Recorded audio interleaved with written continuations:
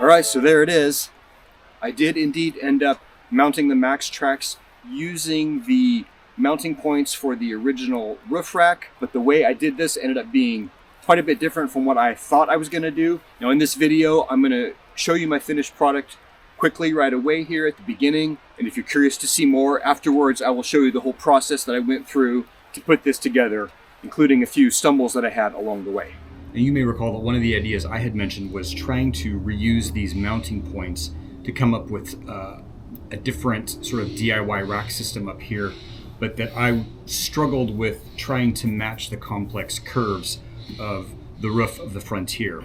Now in response to the video where I asked for suggestions, a couple of guys I know in the Frontier community reached out to me to tell me about a third guy that we also all know in the Frontier community who is developing his own sort of aftermarket roof rack option for the Frontier Pro-4x for those who wanted to delete the bulky factory roof rack. Now the product Ethan has developed is actually 4 roof rack bases that mount in the original factory mounting points on the Frontier Pro-4x. I've mounted just the front 2 brackets, which provided a largely adequate foundation for a dedicated mini rack supporting the standard Maxtrax mounting pins. I initially intended for this to be a bolt-together project using unistrut, but ultimately I ended up fabricating the rack using mostly material I had in the garage already. I'm quite pleased with how this turned out. The Maxtrax are reasonably accessible by standing on the front door sills, much easier to get to than if they were on the roof of the camper. This has also maintained the relatively sleek profile of my rig with no additional height added.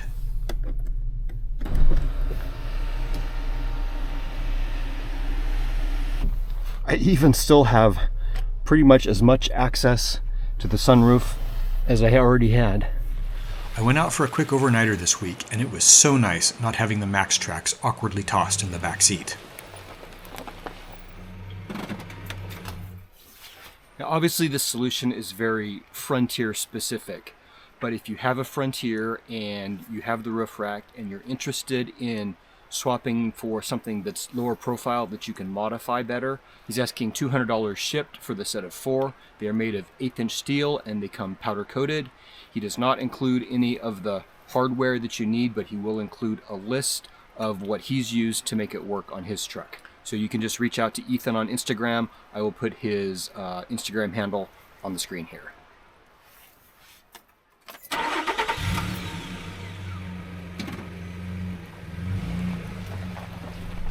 If you want to keep watching, I'm going to show you how I mounted Ethan's brackets on the roof of my Frontier, the hardware that I used, and how I developed the rack for the Maxtrax that I mounted to it. Now I've actually purchased Ethan's prototypes for the front brackets. His final production version is a little bit different than this. First, I made some pads to go between the brackets and the roof of the truck. I used this heavy-duty drawer liner material. I just used the brackets as a template and cut the padding with a razor knife. Following Ethan's suggestion for what he did on his truck and has been working for him to keep the weather out, is I'm going to put down the pad, then the bracket, and then I've got these large neoprene washers, and then fender washer. But I'm actually going to try and use the original bolts that held the original factory roof rack on. I think they're going to work. I did a little bit of testing, and I think they're going to work fine. Now, Ethan suggested using new bolts that are a little bit shorter than these to make sure that these don't bottom out, because this maybe doesn't come up quite as far as the factory roof rack did, but I think this is going to be fine. I did get some extra washers to use as an additional spacer if needed, but I feel like there's enough thickness here that these shouldn't bottom out. Now, the original bolts that hold the factory roof rack in place are these Torx, and in your tire changing tools, there is the appropriate size Torx driver for those screws.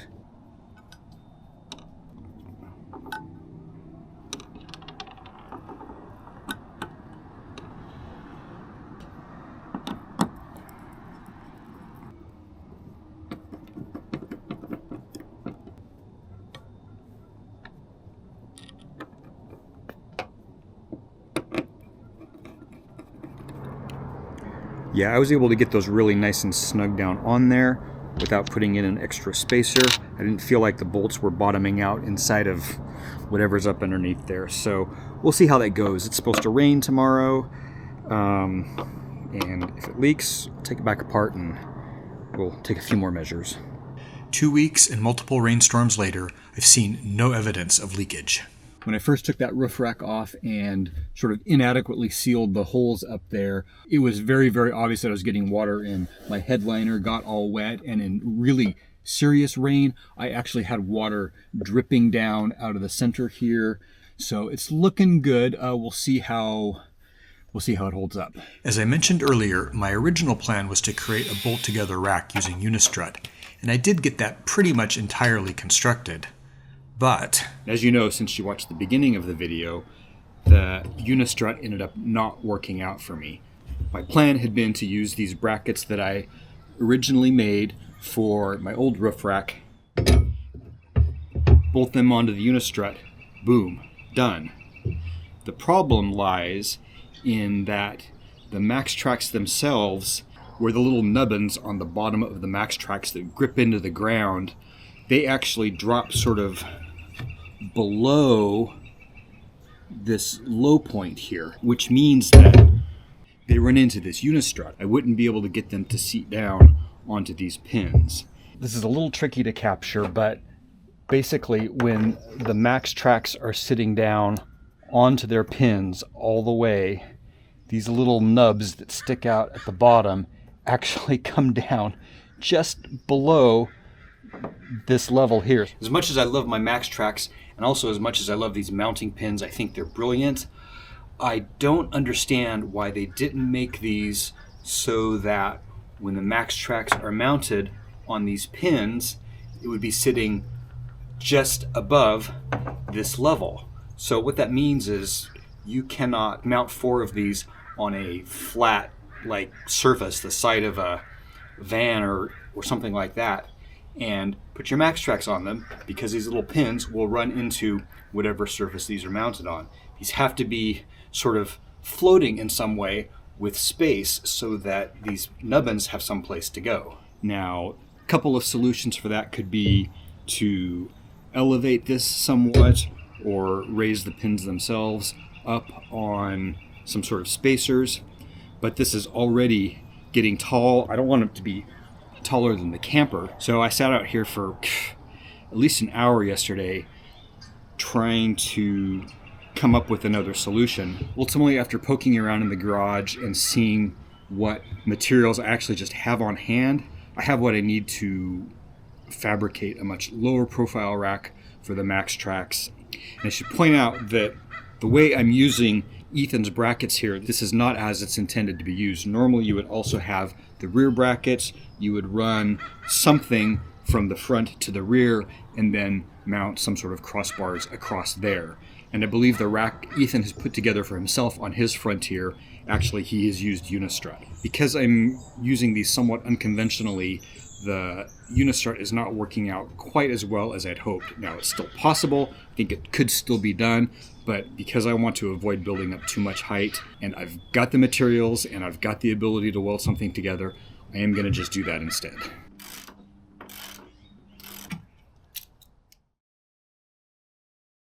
So I've got this 1-inch angle iron and I've got this 1-inch tube, and I am going to use that to create my little rack, I think. Excuse me. So that like that, as opposed to being like that. I'm cutting short pieces of the 1-inch angle to make ends that will bolt up to Ethan's brackets.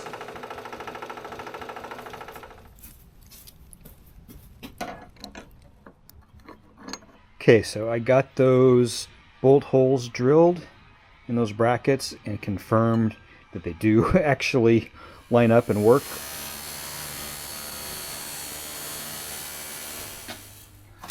Alright, so I spent quite a bit of time getting the length of those crossbar pieces as precise as possible. And I'm ready to clean up the metal where the welds will be. All right, so I've got this just mocked up on the floor of the garage here, and I am going to tack it together, and then we'll test it on the truck before we complete the welds.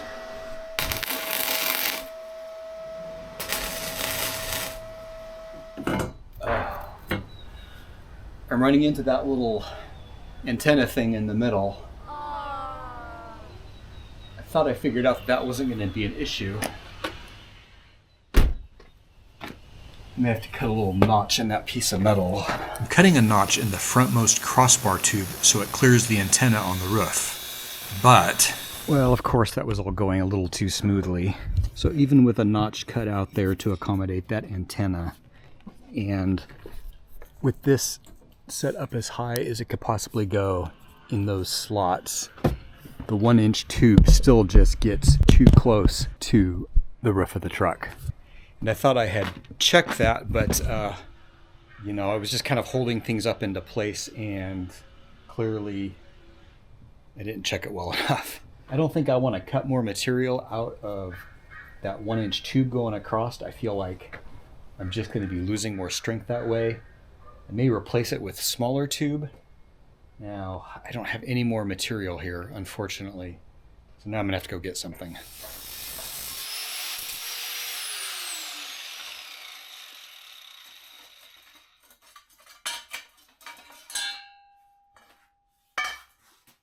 So ultimately, after visiting a couple of stores and not finding much material, today being Saturday and the steel yard I normally go to is closed until Monday, I've got nice weather this weekend. I really want to keep this moving forward. The only 1/2-inch tube I found was a thinner gauge metal than what I'm using and felt a little flimsy. Ended up getting a 1/2-inch angle that is 1/8 inch thick instead.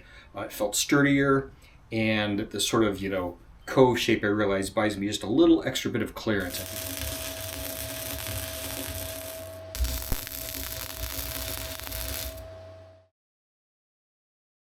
Well, it is now the next day. I am not done with this yet. The way things were going yesterday morning, I thought I was going to have this knocked out, put together, and first coat of paint on it before lunch. Of course, nothing ever goes quite according to plan. I did yesterday, before I stopped, manage to get all of the welds done on the entire framework, and it's not beautiful, but it's largely hidden by the Maxtrax. So it's definitely, you know, as strong as it needs to be, no question about that. To make sure I get these brackets holding the pins welded on in exactly the right position, I've actually got them locked through one of the boards so that I know they're exactly right. And what I'm going to do is tack the frame onto the brackets here, and then I'll take everything back apart and finish welding everything up. First though, since I was using these before they are painted, I need to remove the paint from the areas that are going to get welded.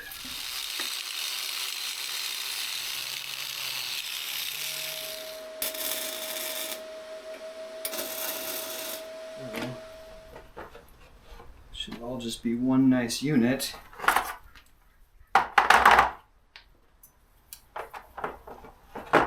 Slips down on there, comes off of there.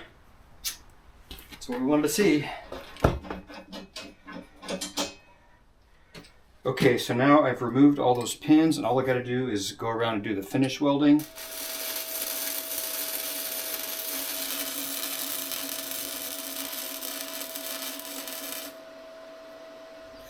Alright, so after a coat of primer and a few coats of paint and letting it dry overnight, I've got the pins put back on there, and we're ready to put this on the truck. Charlie, how'd you get there? I'm sorry, that was such a silly YouTuber thing to do. Now let's just make sure the Maxtrax are actually going to work up there.